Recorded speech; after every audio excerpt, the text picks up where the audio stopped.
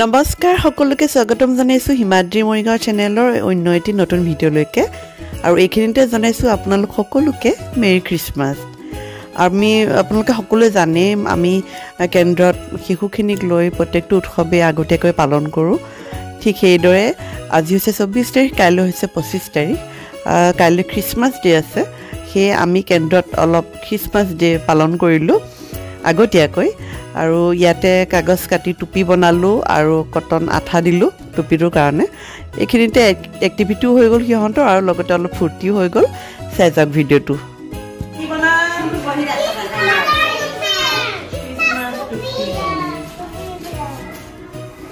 Christian বিলাকৰ উৎসৱ হয়নে খ্ৰীষ্টমাছ ডে প্ৰত্যেক বছৰে কেই তাৰিখে পাতে জানানে নাজানা 25 ডিচেম্বৰ দিনা আমাৰ যেনেকে বিহু আছে তোমালোকৰ ঈদ আছে ঠিক তেনেকে খ্ৰীষ্টিয়ান বিলাকৰ